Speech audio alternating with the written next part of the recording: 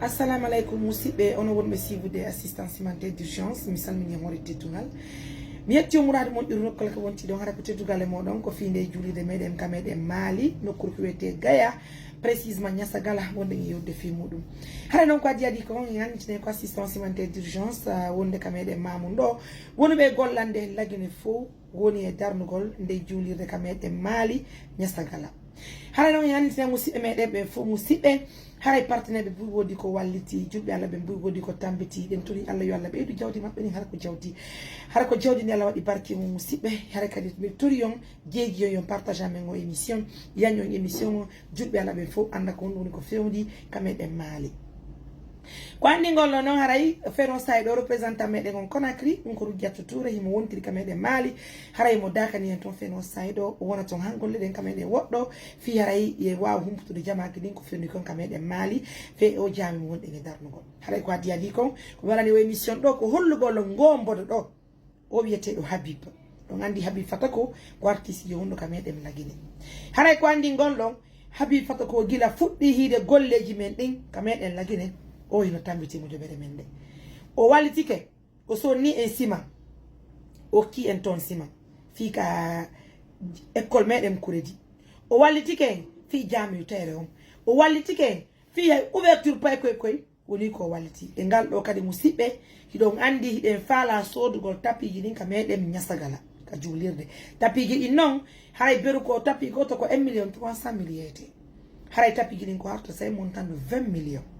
hara minni Habib men yewti hollila wondema Mariam ida andi biɗo holluma kala ko fewndi ka mojobere tonde ya waɗan hito min kadi woda komin itti mi tambito par ce que min hiɗi leydi andi hara ko teddugal e moɗon kanko Habib Fatako moɗon hiɗo ka émission ɗo de woni ko okki e million sappo fiye waw ƴettude ka tapiji ni soreteɗo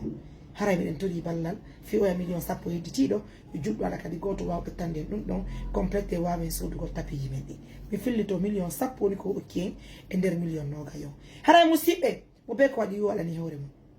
julɓe Allah ɓe no tambiti en hara kadi ko Fred Tayre wonɓe ɓen ka meɗen Angleterre je crois oui Angleterre himo tambiti mojobere nde mi wata haalangol no fimo on ɗon kadi woni ko addani e million 5 fiye waw sodugol peinture ji ɗi ka meɗen fi ka julide meɗen Niassagala julɓe Allah ɓe no walliti ko partenaire jomen kadi wonɗo Amérique ɗum ko tanti dalanda ɓen kadi addani e million 7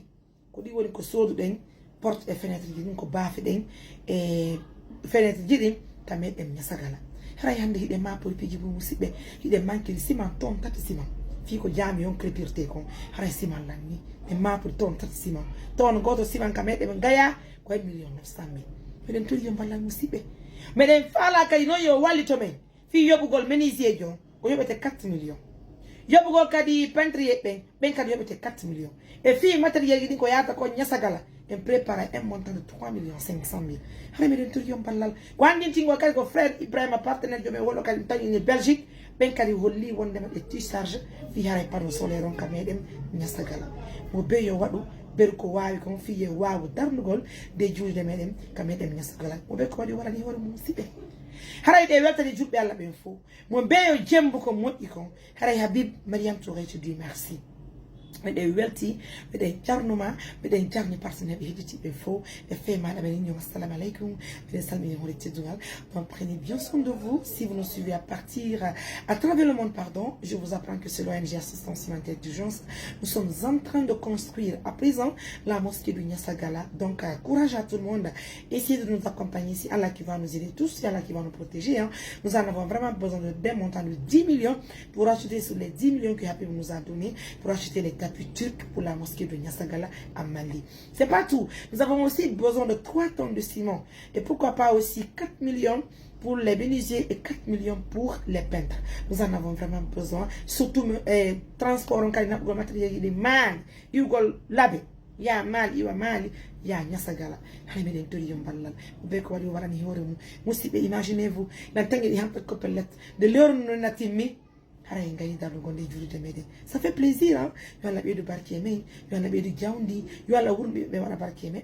surtout kadi yo Allah ɓuttanagen dewle men ne feppidanagen wodiɓe men ɓe hara yiɗen torani ɗum julɓe Allah ɓe ala ɓe kadi dewgal yo Allah okkorɓe dewle sunna e falle onon ɓe malɓe dewle hara yiɗen tori Allah yo Allah ñiiɓi en ka dewle meɗen ɓuttana en dewle men ɗen okkora en haray julyaɓe Allah waɗi barke mum non ɓe fof kadi ɗen tori Allah yo Allah dikkiɓe